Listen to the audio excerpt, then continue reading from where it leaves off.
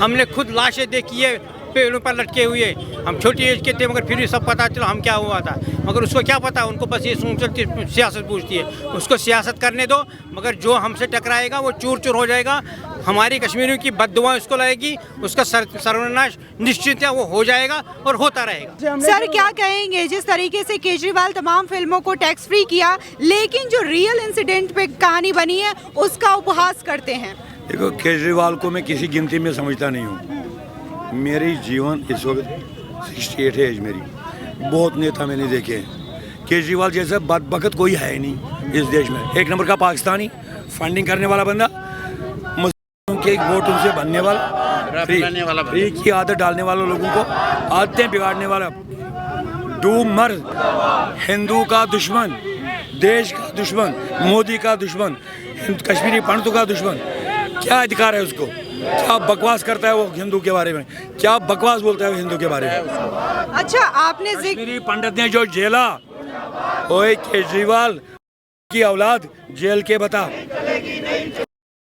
लड़की को चीरा आरे पे और तो हंस रहा है। बहुत सारे सिर्फ वोट की राजनीति करना जानता है केजरीवाल, सिर्फ वोट की राजनीति कर रहा है। आपने संसद विधानसभा में बैठकर राखी बिरला जैसी हमारे ऊपर हंस रही है, जबकि ऐसा नहीं होना चाहिए। केजरीवाल ने अपने ही विधानसभा के लोगों को गुमराह किया है।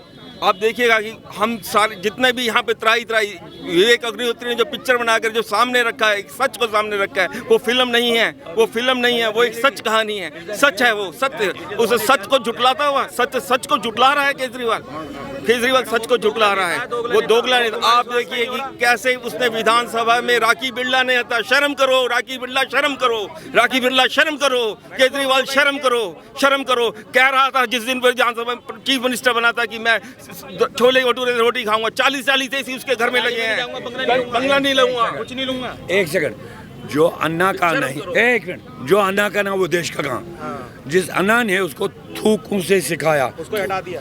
एक मिनट बेटा, बात कर, या मुझे बात करने नहीं, otherwise you talk, let me talk, let me speak. This is the reality about Kejriwal is a third rater breed. ये अपनी पाप का नहीं है। इसको बोला MK कोल बोलता है, राजनगर रहता है, एड्रेस दे रहा हूँ, बता उखाड़ के मेरा कुछ। तो एक नंबर का चीट है।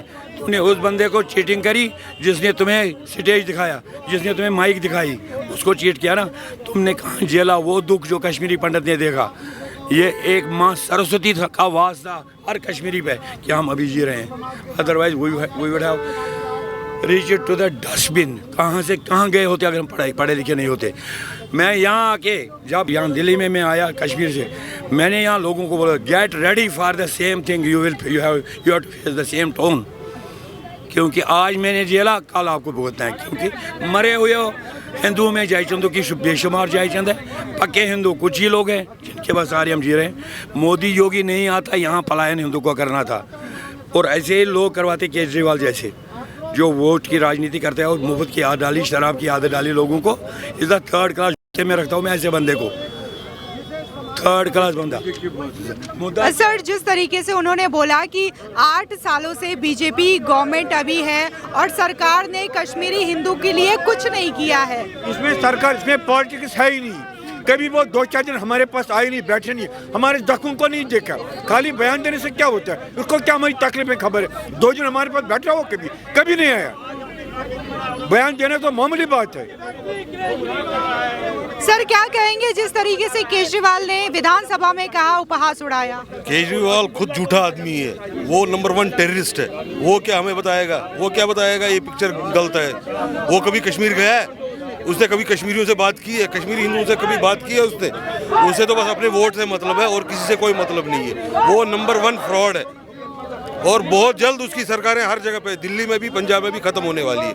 उसका सत्यानाश होगा, उसकी पार्टी का सत्यानाश होगा। Kejriwal is agent of Pakistan. आई मैं खुली जबान से बोलूँगा, ये एजेंट है, सिर्फ पाकिस्तान का खाता है, ISI का खाता है, यही काम है इसका। तमाम लोग इस पर यहाँ पे जमा हैं और सभी का ये कहना है कि जिस तरीके से केजरीवाल वोट बैंक की राजनीति करते हैं वो बहुत ही गलत है और कम से कम वो हमारी मदद नहीं कर सकते तो हमारे पे हंसे भी ना। क्या कहना चाहेंगे आप विधानसभा में जिस तरीके से केजरीवाल ने कश्मीरी पंडितों पर कहा? मैडम, मैं अरविंद केजरीवाल जी को एक सलाह देना चाहूँगा कि विधानसभा में जो है ना अच्छे बिल पास करें, ताकि जो है ना हमारे पास है हमारे लिए ऐसी बातें कहें और ऐसी बातों पर ध्यान दें।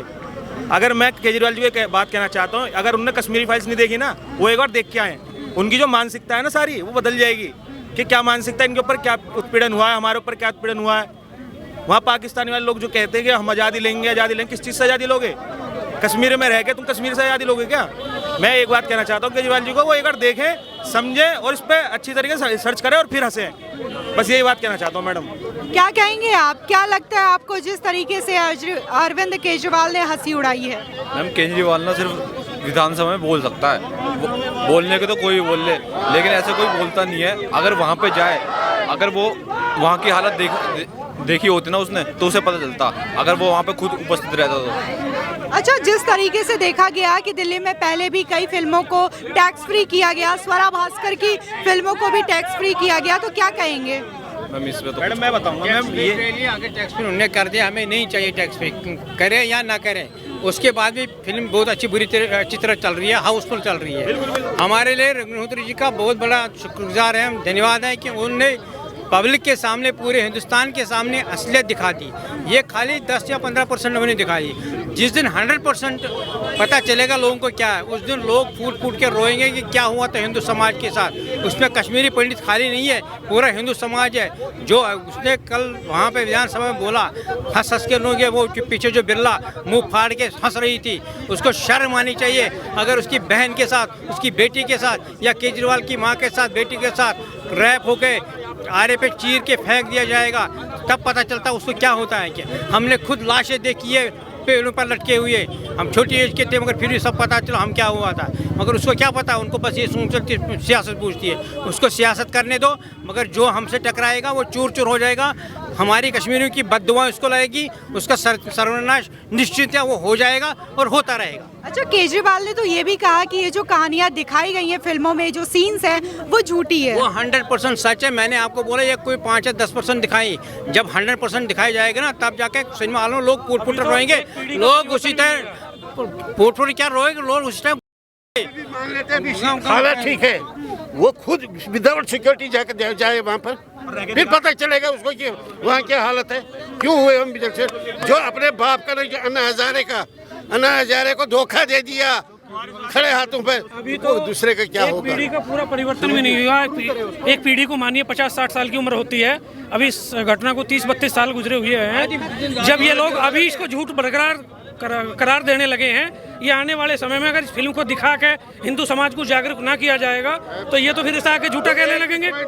इस फिल्म का दिखाने का मेन उद्देश्य ये है कि समाज को जागरूक किया जा सके कि हमारा जो वहाँ से हिंदू समाज विस्थापित हुआ था उसका क्या कारण रहा, क्या ये घटना वहाँ पर हुई थी या नहीं हुई थी। ये हिंदू समाज को जगाया जा रहा है। चंद रोज पीछे तो ये कहना शुरू कर देंगे ऐसी घटना हुई नहीं थी, ये झूठे हैं, मक्कार लोग हैं और उग्रवादी संगठन है ये। और ये हमारे हिंदू समाज पे राजनीति कर रहा है, पंजाब में झूठ पे रहा है, दिल्ली में राज में लोगों को झांसा दे रहा है, बेवकूफ बना रहा है।